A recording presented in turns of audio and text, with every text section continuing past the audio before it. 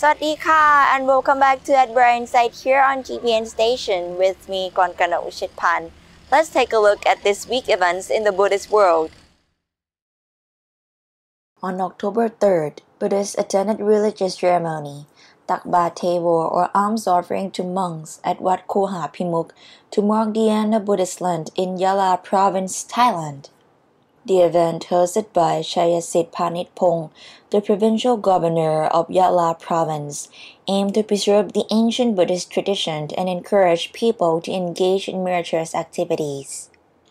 This tradition of Takba Tevo is derived from the original Pali term Tevorohana, that means the Buddha's coming down from the heavenly world.According to the story, 7 years after the Buddha enlightenment, he went up to Tavatimsa heaven to preach his dead mother. On the last day of the retreat, as on the first day of the 11th waning moon in the lunar year, the Buddha came down to earth at a city called Sankassa, where thousands of people offered food to him as his disciples.For this reason, the first day of the 11th waning moon is regarded as a Buddha's day coming down from the heaven to the human world, and so people try their best to make a special food offering to monks. This kind of merit-making is being practiced up to the present time and known as Takba Tewo. Several Buddhists in Songkha province participated in the Chakra festival.Playing the Lampo folk song to mark the end of Buddhist Lent at Lampo Priest Campsite in Hatya district on Saturday, October 3rd. The boat carrying the Buddha statues was decorated by folk guard craftsmen who live near Songkha Lake. A huge number of people took part in the festival. Chakpa is an annual Buddhist festival celebrated in the southern part of Thailand. The name means pulling the Buddha,pulling Buddhist monks, or pulling the ceremonial Buddha image carriage. The festival is celebrated in two ways, by carrying a Buddha statue on land or on the river, depending on the location of the local temple. On Wednesday, September 30th, สมเด็จพระอริยวงศาคัตนา the Supreme Patriarch of Thailand, Ajahn Prapom Bandit, a member of Sangha Supreme Council of Thailand,to attend the religious freedom event at the U.S. Embassy in Bangkok, Thailand, in the name of the Thai Buddhist Sangha. The event, hosted by U.S. Ambassador to Thailand, Michael George Sombre, is a forum in which approximately 15 leaders from religious institutions, government ministries, civil society organizations, and universities gather to reflect on Thailand's long-standing respect for the right to freedom of religion and belief, and explore opportunities for and challenges to expanding interreligious harmony in the present day.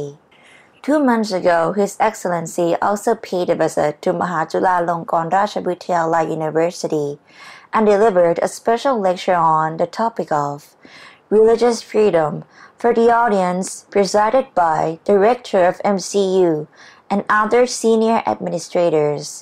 The participants cordially discussed further plans to exchange culture between the two countries, Thailand and USA. The State Tourism Department of India would be working to make Kushambi more attractive for followers of Buddhism. Instructions to this effect were issued by Minister Naki Tavari during a virtual review meeting with regional tourist officers on Thursday, October 1st. A detailed proposal for development of Kushambi as a Buddhist site must be made and presented for approval as soon as possible, Tavari told officials.Most Buddhist programs visit Sarnath and Kushinagar, which are 2 of the 6 places associated with Buddha in Uttar Pradesh. A small number also visit Saravati, en route to Nepal. Sectoral experts believe that being close to Paravagage, there was a good chance to attract more pilgrims to Kushambi.Historians have noted that during the Buddha's time, Kushambi was one of the 6 most important and prosperous towns of India. The city retained its importance at least up to the 6th century AD, as it was visited by the Chinese pilgrims.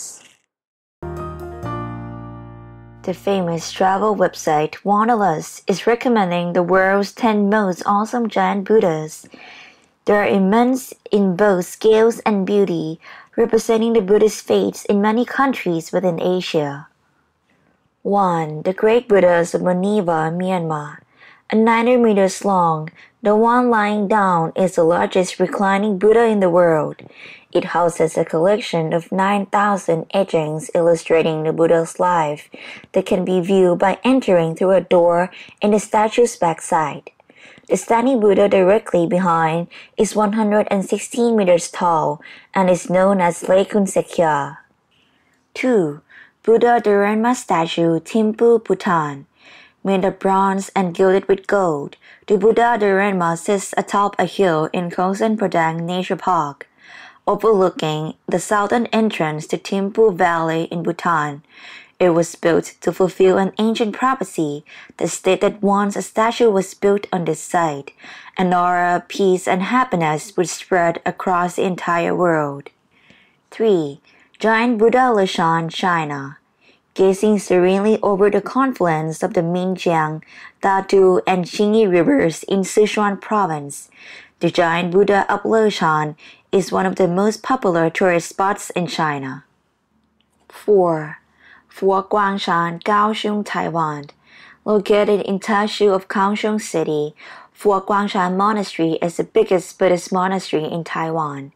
It's the headquarters of a new religious movement founded in 1967 that promotes a new form of humanistic Buddhism. 5. Lingshan Great Buddha, Mashan, China. Standing more than 88 meters high, the Great Buddha at Lingshan is the bronze Amitabha Buddha.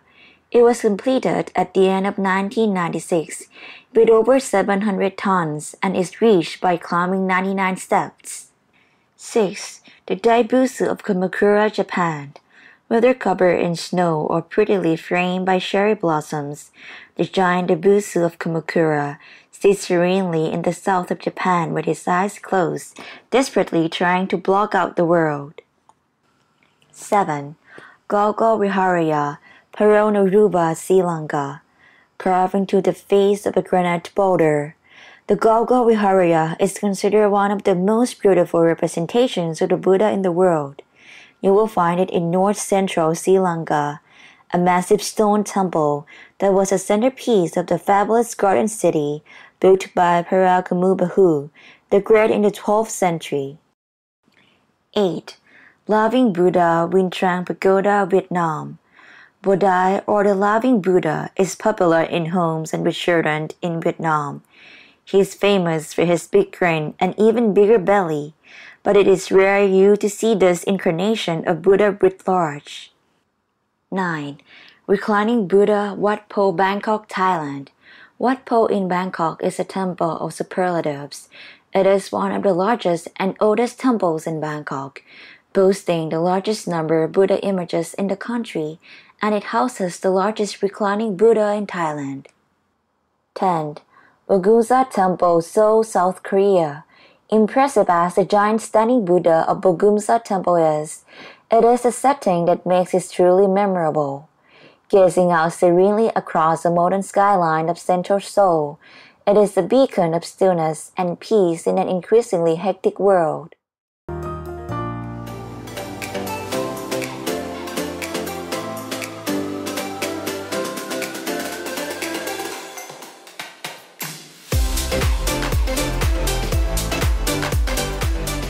Hello everyone, welcome all inner peace friends from around the world to our annual Global Light of Peace event, and this time is the first time ever Global Light of Peace virtual.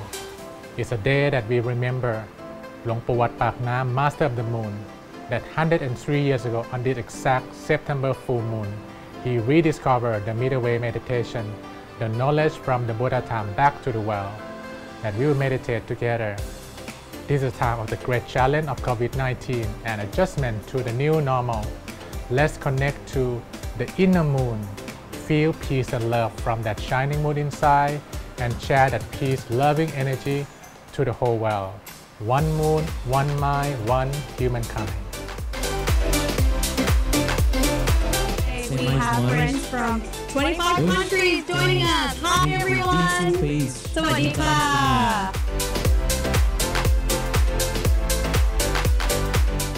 I think the inner peace is the key to many problems we have, also to world problems.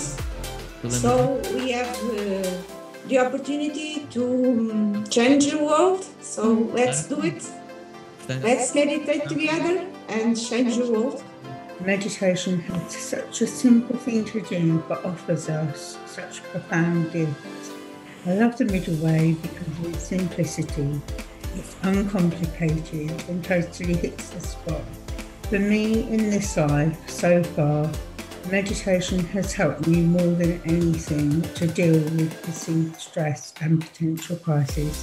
As we all are going through a very tough phase of our lives with the global pandemic, meditation is the tool to overcome our fears and anxiety. I think the daily meditation has not only motivated me to be stronger at my meditation practice, but also has inspired me to conduct a virtual guided meditation session for my community during the pandemic. And the session is called Finding Peace, and it has been running till date as well. And especially during this time of COVID, where there's a lot of panic and fear, and you know how very contagious this is, you know. But at the same time, if you do meditation and you're very centered and calm, this is also very contagious, and you also transmit it to other people surrounding you. I never expected to practice Buddhism embracing social media technology in this way, but it is a fascinating way to connect to the world.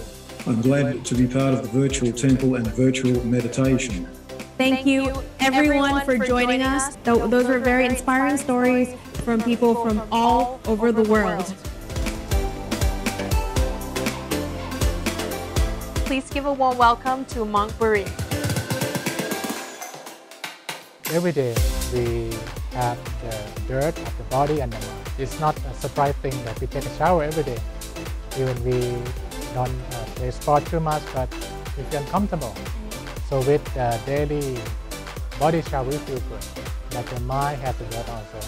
Anxiety, worry, concern. Without a mind shower, we feel not good. So it's very important, this ancient practice from the Buddha time and different tradition, they offer silence, prayer. So we need it. It's not something fashionable. It's the must. Without it, we don't live a good life. So I really want to encourage that. Shower your body, shower your mind. That's the good life.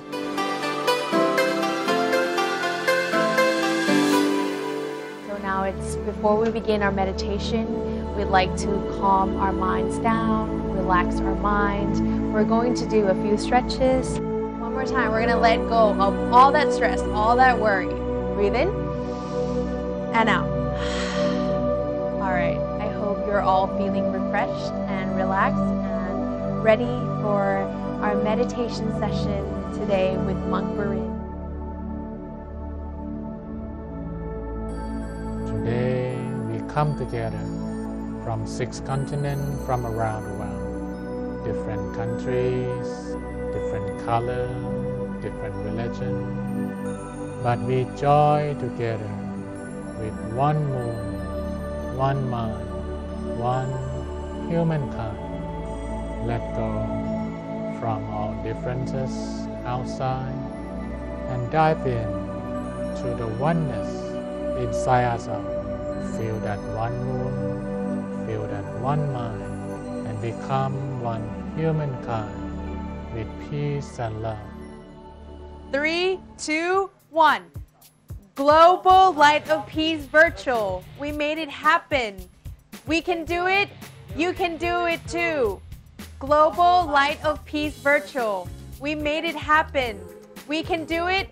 You can do it too. Last time. Global Light of Peace Virtual. We made it happen. We can do it. You can do it too. All right. Thank you so much for joining us today. Thank you everyone for this wonderful Global Love Peace Virtual 2020. I thank especially to Archbishop Laknemeyo who are present today, and thanks to all the monks and the staff who make this event happen. And thanks to all inner peace friends who join and share that great energy of peace and love to the whole world. The wise man says, the darkest the night, the shiner the star. No matter how dark the moment like this, we can always see the star. All great spiritual leaders who lead with kindness, who lead with peace and love, could be our star. หลวงปู่วัดปากน้ำ Master of the Moon, the monk who rediscovered the middle way meditation could be that star that will inspire us to live a better life. So I wish you all meditate, connect to your center, make a better world for yourself and people around you and your family and around the world. World peace is possible. Let's do it. Thank you. Peace, world peace, doing love peace, world peace, doing love peace, world peace, doing love peace. Let us end the brain side with the Lord Buddha's Dhamma quote. Having directly known all the world, all in the world exactly as it is, he is detached from all the world, engaged with all the world. He indeed is all the vanquishing sage, the one released from all the knots, who has reached supreme state of peace, Nibbana without fear from any side.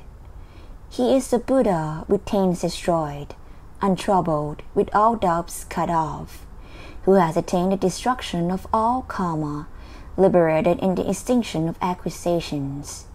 He is the blessed one, the Buddha. He is the lion unsurpassed. In this world together with his devas, he set in motion real Brahma. Thus those devas and human beings who have gone for refuge to the Buddha, having assembled, pay homage to him, the great one free from diffidence. It's time for us to say goodbye and make sure to check out all episodes of our Brainsight News program on our website, gbnus.com. Thank you for joining us. See you again next week. สวัสดีค่ะ